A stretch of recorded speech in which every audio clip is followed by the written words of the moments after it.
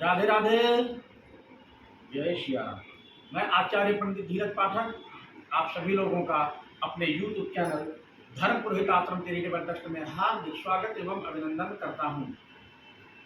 आज हम हरितालिका तीज व्रत के विषय में बात करेंगे कि 2025 में पड़ने वाला यह पर्व व्रत कब पड़ रहा है और यह व्रत कब पड़ता है, इस व्रत को माताएं क्यों रखती हैं, इस विषय पे चर्चा करेंगे। क्योंकि इस वर्ष 2025 में हरितालिका तीज व्रत को लेकर के बहुत सारे प्रश्न हो रहे हैं, बहुत सा फोन आ रहा है, विषय अलग अलग करके लोग बता रहे हैं। हम इस विषय पर चर्चा करेंगे कि आखिर इसमें सही निर्णय क्या है। पहले जान लें कि हरितालिका तीज व्रत हर वर्ष भाद्रपद शुक्ल पक्ष में अर्थात भाद्रपद माह के शुक्ल पक्ष में तृतीया तिथि को पड़ने वाला यह व्रत हरितालिका तीज व्रत के नाम से जाना जाता है। इस दिन माताएं बहनें माँ पार्वती भगवान शंकर की पूजा करती हैं अपने पति की दीर्घ आयु की कामना से। कुमारी बहनें सुयोग्य वर की प्राप्ति हेतु भगवान भोलेनाथ और माँ पार्वती की पूजा करती हैं कि हमें सुयोग्य वर की प्राप्ति हो, हमारा दाम्पत्य जीवन अच्छा हो, इस कामना से व्रत करती हैं। इस वर्ष 2025 में यह पर्व 26 अगस्त 2025 को पड़ रहा है, मंगलवार के दिन। कई लोग 27 को कह रहे हैं, तो जाने 27 को बिल्कुल नहीं है, कहीं कहीं 25 अगस्त को कह रहे हैं लोग, उस दिन भी नहीं है। कारण है 25 को तृतीया तो सायंकाल से मिल जाएगी, किंतु हस्त नक्षत्र आपको नहीं मिल पाएगा। 26 तारीख को ना तो हस्त नक्षत्र 27 को ना तो आपको हस्त नक्षत्र प्राप्त होगा ना तो तृतीया प्राप्त होगी। दोनों मिल रहा है 26 अगस्त 2025 को। तृतीया तिथि मध्याह्न में दोपहर में 12:39 तक है, किंतु समस्त पूरा हस्त नक्षत्र का भोग है। और यह व्रत सायंकाल प्रदोष काल में माँ पार्वती और शिव के पूजन के कारक में माना गया है।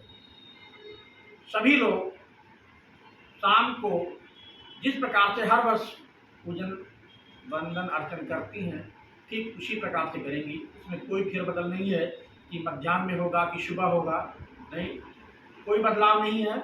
सायंकाल आप लोग करेंगी। ध्यान रहे, आज के चंद्रमा का दर्शन नहीं किया जाता है। अब कहेंगे कि भाई तृतीया हरितालिका तीज व्रत है, तो यहाँ चंद्रमा का मान चतुर्थी से कैसे ले लिया गया? इसलिए लिया गया कि 27 अगस्त को चतुर्थी तिथि अवश्य मिलेगी, किंतु चंद्रोदय व्यापनी नहीं होगी, रात्रि काल में नहीं मिलेगी। 26 अगस्त को रात्रि में चतुर्थी मिलेगी, जिसमें चंद्र का दर्शन होगा। यह चंद्र दर्शन निषिद्ध है, वर्जित है, देखना नहीं चाहिए।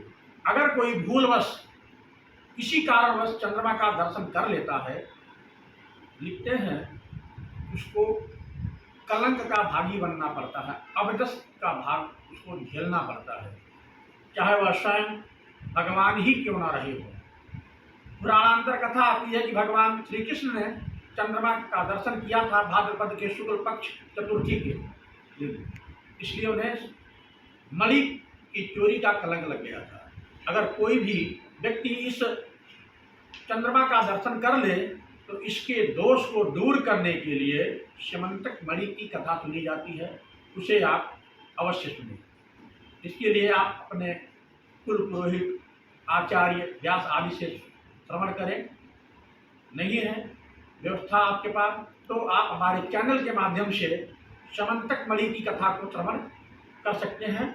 हम अगले वीडियो में स्यमंतक मणि की कथा को लेकर आएंगे, जिसको श्रवण करने से आपके ऊपर लगा हुआ वह चंद्र दर्शन दोष समाप्त होगा।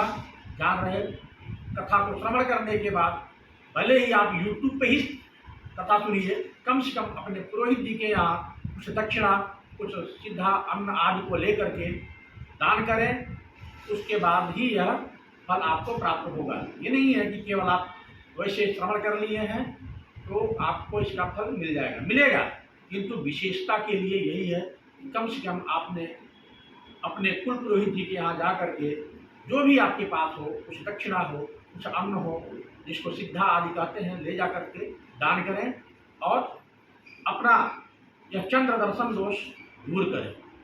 अगले वीडियो में हम स्यमंतक मणि की कथा के साथ मिलेंगे। तब तक के लिए राधे राधे, जय श्री राम।